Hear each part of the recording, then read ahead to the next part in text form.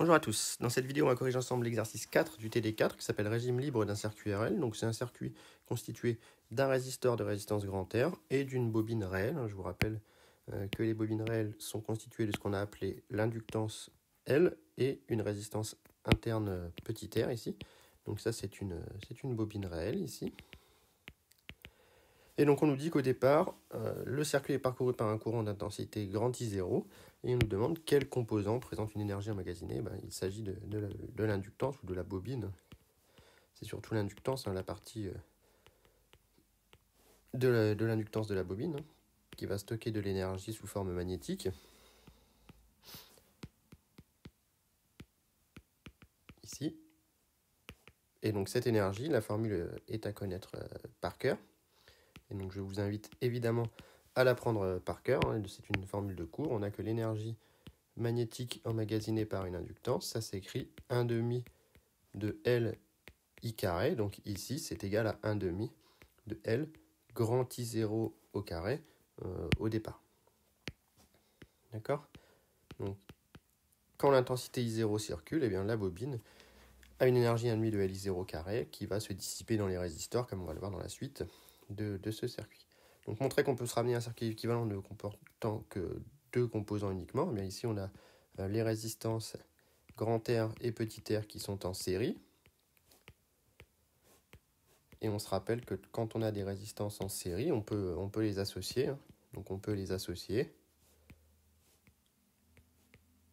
en une seule résistance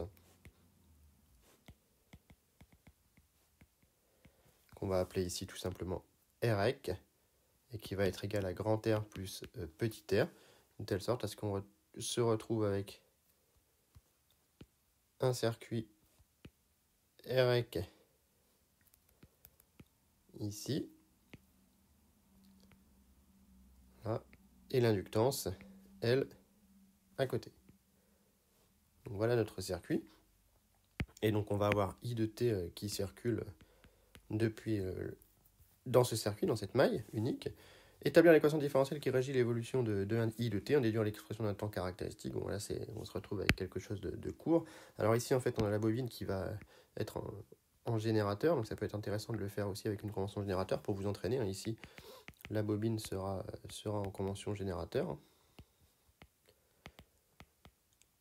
Et donc, la loi courant tension, si je prends le parti d'écrire la convention générateur, ça va être égal à moins LDI sur dt. Il faut faire attention à ça, ou alors vous prenez le parti de ne pas mettre une convention générateur, et dans ce cas-là, vous aurez bien le plus. Pour le résisteur, il n'y a pas trop de problème. Je prends une convention récepteur, évidemment. Et donc, on a UL de T qui est égal à UR qui est égal à REC fois I. Donc, de manière équivalente, on se retrouve avec moins LDI sur dt égale à REC I.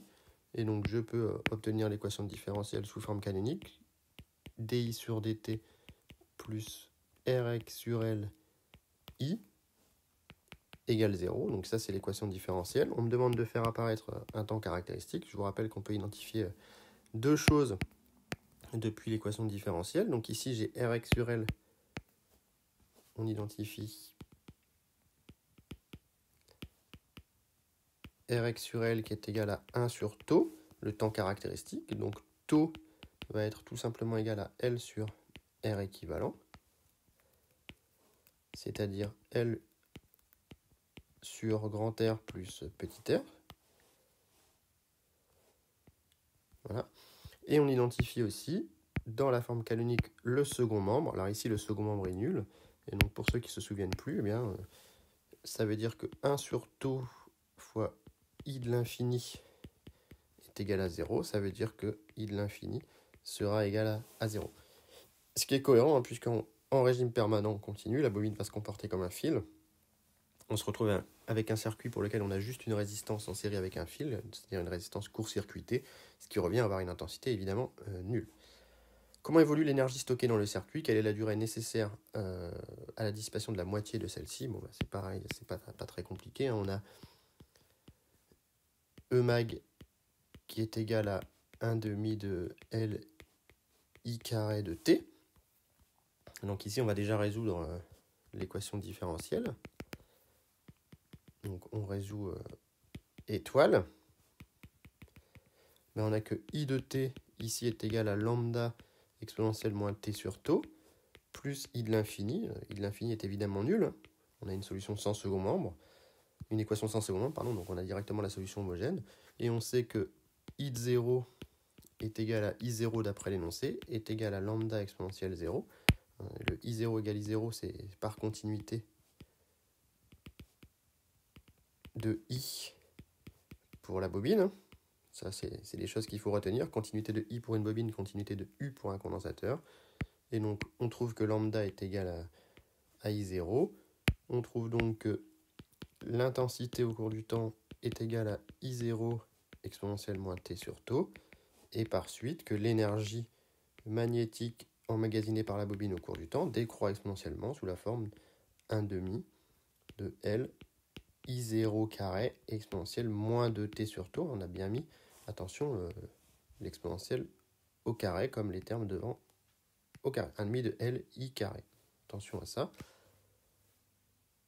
Donc voilà pour cette expression de I et de l'énergie magnétique. Et donc on cherche dans la suite ce qu'on va appeler T1/2. On cherche T1/2 tel que E mag de T1/2 soit égal à E mag de 0 sur 2. Et donc T1/2 est solution de 1/2 de L I0 carré exponentielle de moins 2 T1/2 sur tau est égal à 1/2 de L I0 carré, c'est l'énergie magnétique en 0, divisé par 2. Voilà. On va pouvoir simplifier déjà les 1/2 de L I0 carré.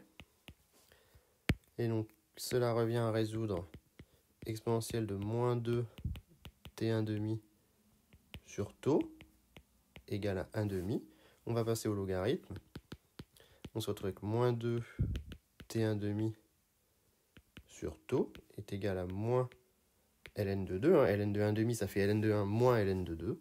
Et donc, on trouve que T1/2 est égal à tau ln de 2 sur 2. Donc ça, c'est le temps au bout duquel l'énergie magnétique a diminué de moitié. Attention, ce n'est pas le temps au bout duquel l'intensité a diminué de moitié. Si vous regardez bien, on a un temps caractéristique qui est égal à tau sur 2. Donc évidemment, ça se décharge, l'énergie diminue 2 fois plus vite que l'intensité. Donc forcément, le T1/2, il faudra le diviser par 2 pour l'énergie par rapport à celui pour l'intensité. Donc voilà pour ce petit exercice qui change un peu puisqu'on raisonne sur l'énergie. C'est pas très compliqué, mais si vous avez des questions, comme d'habitude, mettez-les en commentaire et je me ferai un plaisir d'y répondre.